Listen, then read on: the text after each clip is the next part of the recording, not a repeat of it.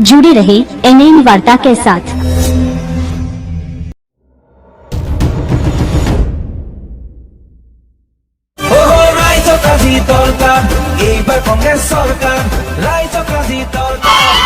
नए बदलाव के लिए हमारे कांग्रेस के उम्मीदवार श्री सूम रोंगहांग को वोट दें।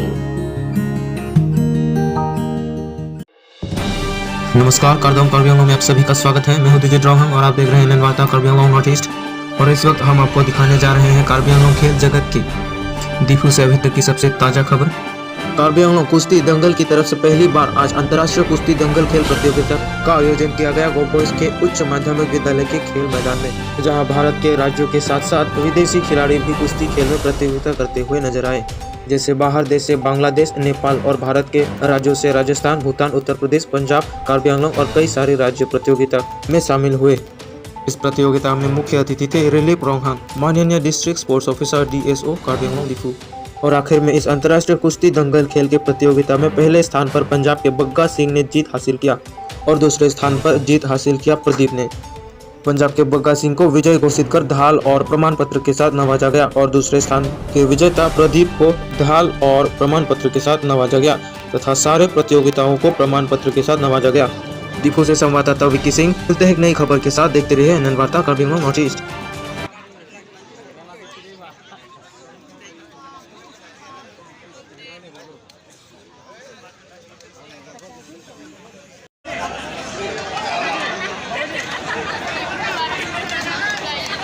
पहलवान है, दूसरी तरफ नेपाल का पहलवान है। दोनों पहलवानों की मशीन धीरे धीरे गर्म हो रही है। जब गर्म हो जाएगी तो फुर्ती अपने आप आ जाती है। थोड़ा गर्म होने में थोड़ा समय लगता है। शाबाश, बहुत अच्छे, बहुत अच्छे, बहुत अच्छे। गरम हो जाओ, दोनों भी गरम हो जाओ। गरम हो जाए।